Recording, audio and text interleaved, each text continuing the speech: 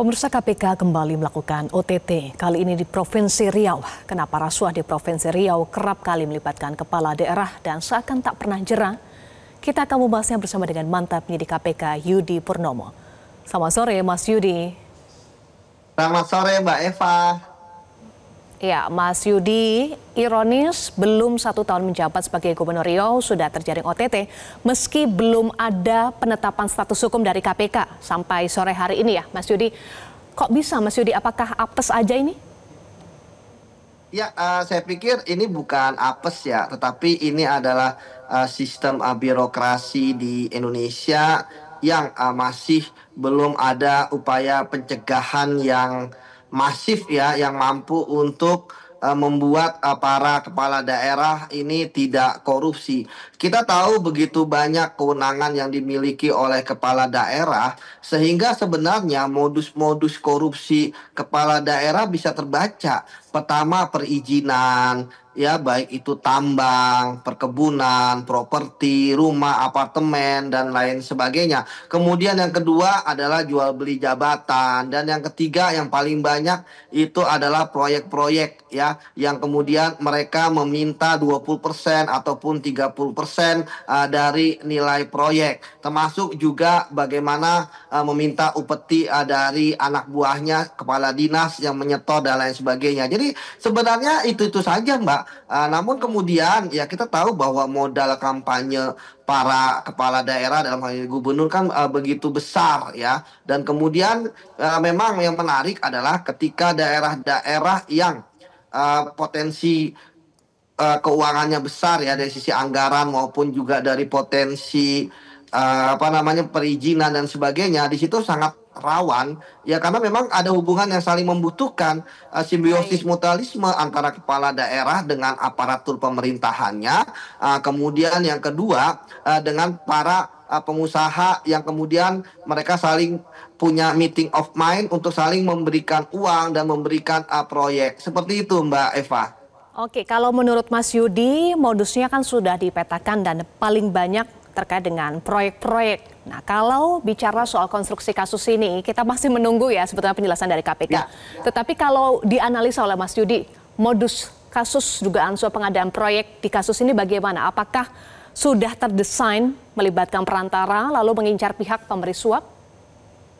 Ya, kalau dilihat kan ada swasta yang terjaring, kemudian kepala dinas PU dan juga ada kepala daerah. Saya pikir ini adalah rantai paling konservatif dalam korupsi di daerah gitu ya. Makanya tadi saya di sosmed menyatakan bahwa inilah sebenarnya OTT yang benar gitu ya, yang sempurna. Karena ada pihak swasta yang mempunyai kebutuhan untuk memberikan, kemudian di tengah-tengahnya ada kepala dinas yang dia juga mempunyai kewenangan karena dia merupakan kepala satker, tetapi ya dia merupakan orang yang diperintahkan oleh kepala daerah.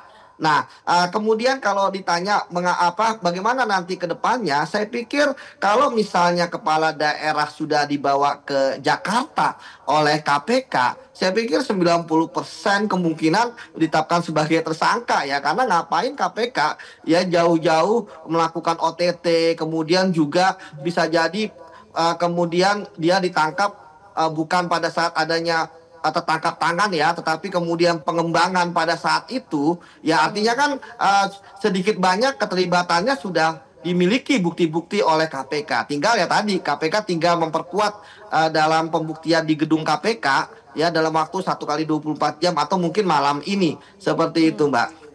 Baik. Sudah ada 3 rasuah yang menjerat 3 gubernur Provinsi Riau sebelumnya. Kali ini Gubernur Abdul Wahid juga harus berurusan dengan KPK. Mas Yudi, ada apa dengan Provinsi Riau sehingga seolah menjadi lahan basah kasus rasuah?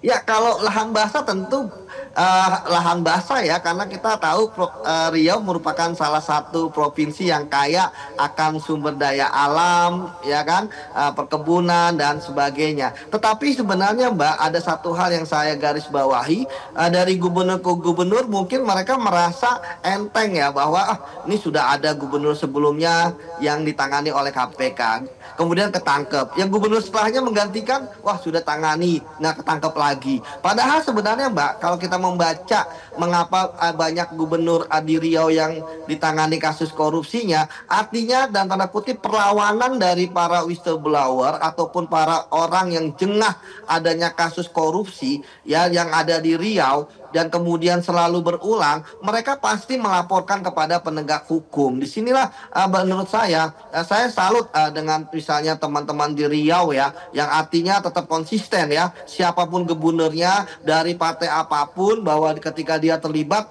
dalam satu kasus korupsi pasti dilaporkan. Kita tahu kasus korupsi itu Mbak adalah suatu kejahatan yang tersembunyi, yang hanya dilakukan oleh sedikit orang. Sehingga ketika terbongkar, apalagi terbongkarnya dalam operasi tangkap tangan, ya maka ya artinya perlawanan dari orang-orang baik yang ada di Riau itu ada Mbak, dan itu nyata. Jadi saya menggarisbawahi bahwa mau berapa puluh pun gubernur di suatu provinsi itu korupsi, yang penting ada orang-orang yang berani melaporkan Mbak, dan itu butuh integritas yang luar biasa karena tentu bisa jadi backfire dan sebagainya. Jadi kalau dari gubernur memang kita udah diberikan pencegahan. KPK saya tahu bahwa sering sekali ke Riau ya untuk memberikan pelatihan anti korupsi, pendidikan dan sebagainya. Tetapi ini lebih banyak ke dalam diri para gubernur-gubernur itu. Ya, ketika tadi kampanye mereka keluar modal banyak, ingin balik modal, ya kemudian melihat uang mudah didapatkan. Kayak tadi mereka tinggal motong aja, Mbak. Anggaran Riau berapa? 20%, 30%. Izin misalnya izin perkebunan minta 20% dan sebagainya. Jadi uang yang mudah itu dari hasil korupsi, ya mereka akhirnya ya tergoda untuk korupsi, apalagi tadi ya belum balik modal kampanye. Seperti itu Mbak. Baik, Eva. Terkait dugaan rasuah pengadaan proyek di Dinas PUPR Provinsi Riau, apakah sebegitu longgar celah pengadaan proyek di Provinsi Riau dan pengawasannya juga lemah, Mas Yudi? Mbak, kalau istilahnya suatu kasus korupsi itu melibatkan orang nomor satu gitu ya, atau dalam level birokrat dia posisinya di atas, ya sistem anti korupsi apapun pasti akan bisa ditembus. Kita tahu sebenarnya di daerah ada namanya APIP, ada namanya sistem pengawasan yang bagus, tetapi itu baru bisa kena ketika yang istilahnya melakukan perbuatan korupsinya hanya di level eselon 3, kabak, ya ASN golongan bawah.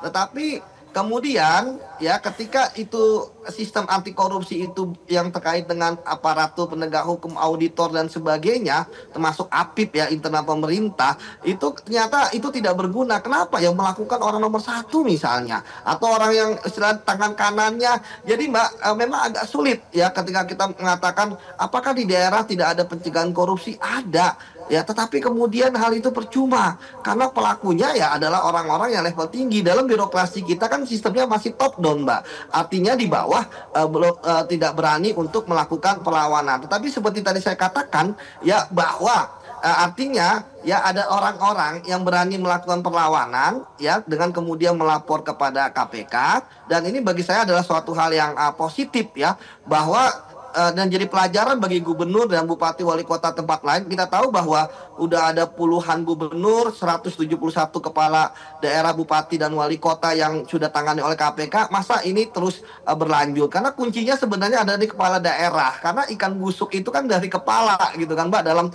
suatu birokrasi. Jadi kalau kepala daerahnya orang berintegritas, saya yakin di daerah itu istilahnya korupsi akan turun gitu ya. Kalaupun ada korupsi, nggak akan sebanyak ketika pelakunya itu adalah orang nomor satu di daerah tersebut. Begitu Mbak Eva. Oke, itu juga menjadi pertanyaan publik, masa korupsi terus berlanjut, masa kuatrik ya. Mas Yudi, kita tunggu konferensi pers dari KPK terkait dengan status hukum dan konstruksi perkara kasus OTT di Provinsi Riau ini. Terima kasih Mas Yudi sudah bergabung bersama kami di Prime Time News.